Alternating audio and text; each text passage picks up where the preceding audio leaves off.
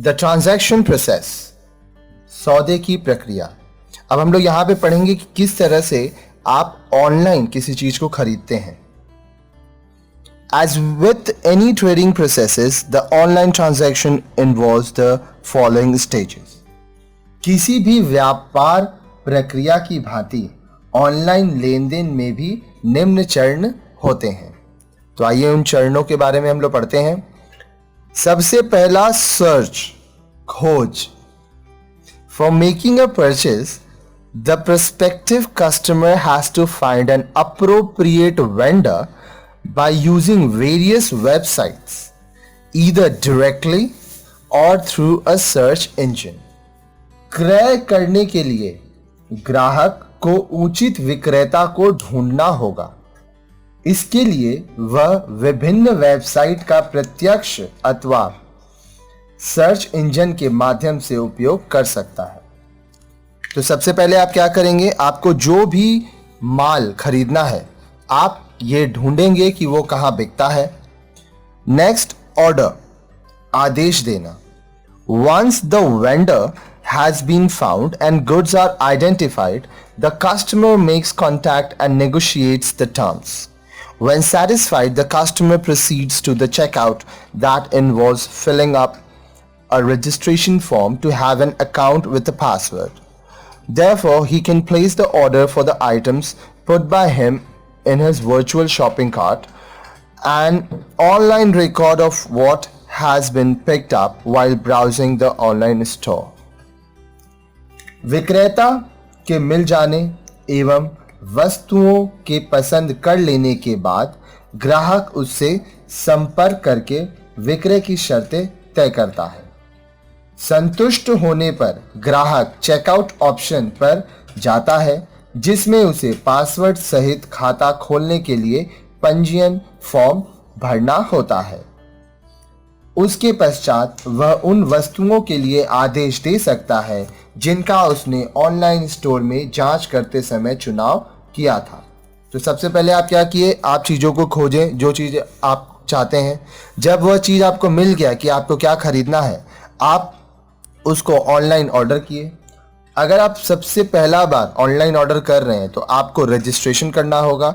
आपका एक user ID password बनेगा।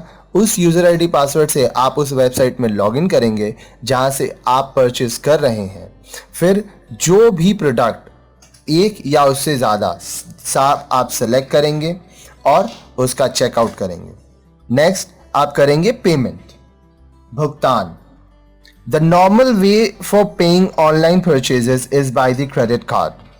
The customer enters the credit card numbers, expiry date and billing address on the order form, and the vendor can verify the details.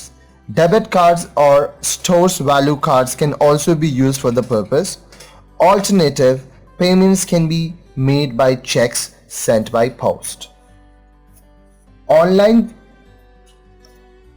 क्रय करने पर भुगतान की सामान्य तरीका क्रेडिट कार्ड से भुगतान करना है। ग्राहक आदेश पत्र पर क्रेडिट कार्ड संख्या, उसकी समाप्ति तिथि एवं अपना पता लिखता है। विक्रेता इनकी जांच कर सकता है। इसके लिए नाम कार्ड, डेबिट कार्ड या स्टोर के मूल्य कार्डों का भी उपयोग किया जा सकता है। वैकल्पिक रूप में डाक द्वारा चेक भेजकर भी भुगतान किया जा सकता है। साथ ही साथ एक और टर्म है जिसको हम लोग कहते हैं COD, कैश ऑन डिलीवरी। आप अगर चाहें तो कैश ऑन डिलीवरी भी देकर प्रोडक्ट को ले सकते हैं। Next, delivery, सुपुर्दगी।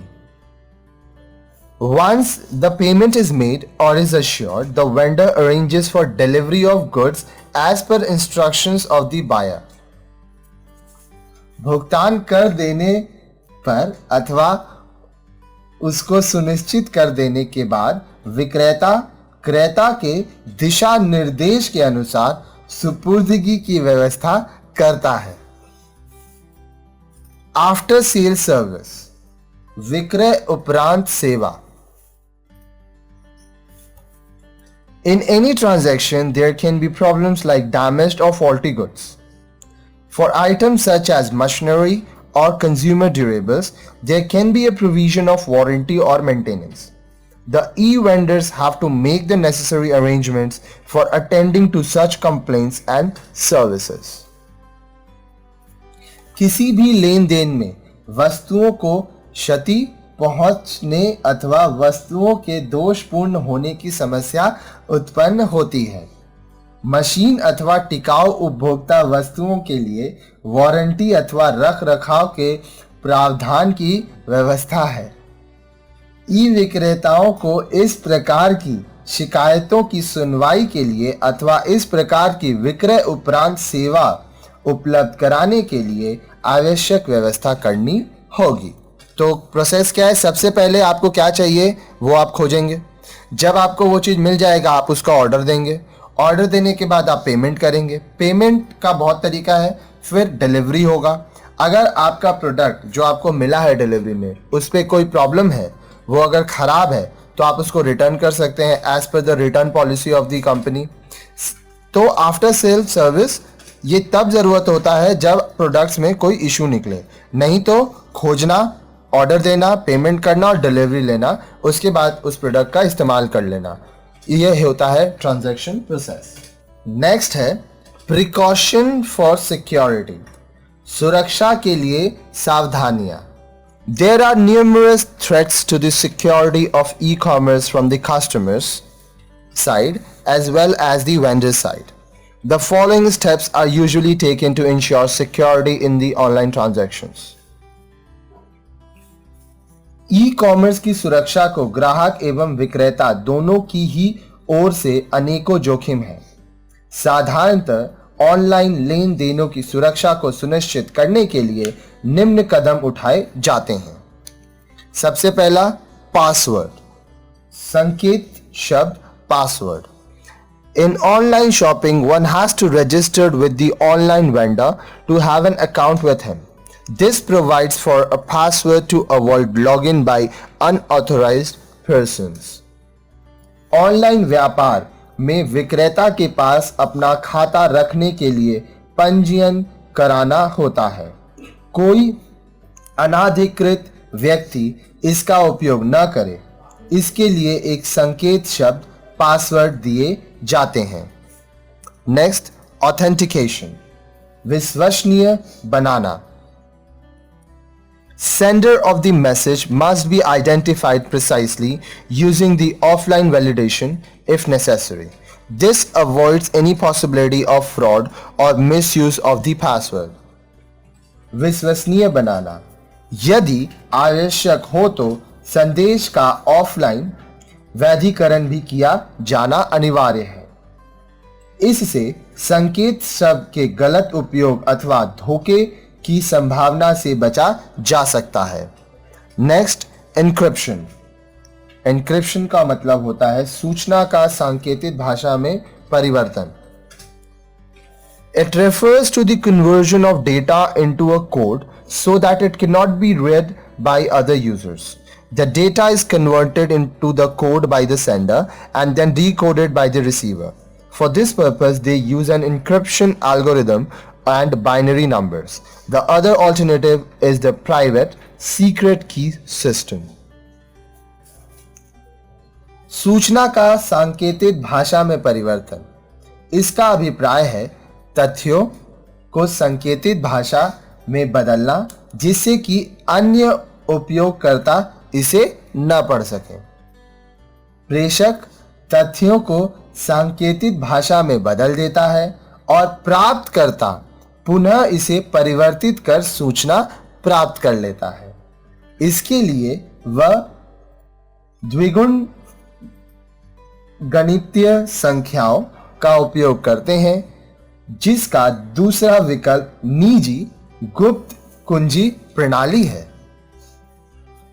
Next, digital signatures, digital हस्ताक्षर।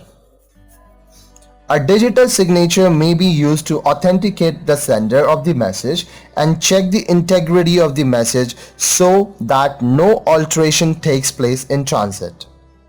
In terms of transmission, authentication and integrity, the digital signature is considered very secure provided it is created in a manner or by using a means under the exclusive control of the person using it.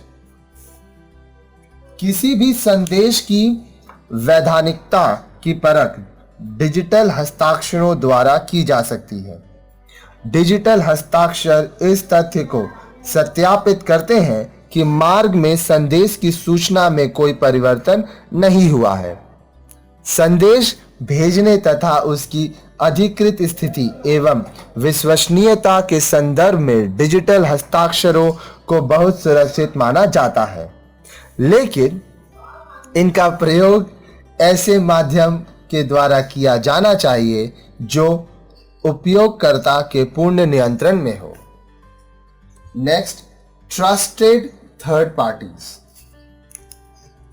Another way to ensure security is to transmit a copy of the transaction to a third party trusted by both sides, and where the record of the transaction could be used to settle any dispute.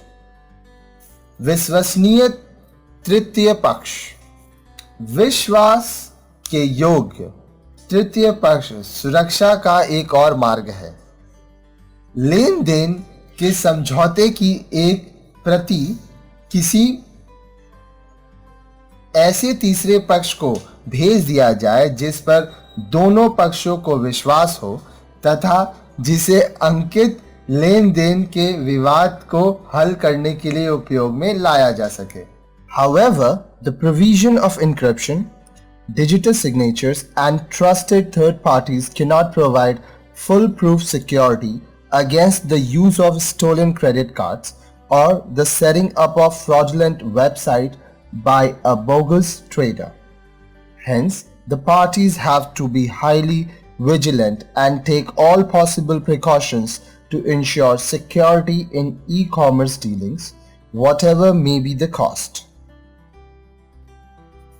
हालांकि digital हस्ताक्षर एवं विश्वास योग्य तीसरे पक्ष के प्रावधान चोरी हुए क्रेडिट कार्ड अथवा किसी नकली व्यापारी द्वारा धोखा देने के लिए स्थापित की गई वेबसाइट से सुरक्षा प्रदान नहीं कर सकता।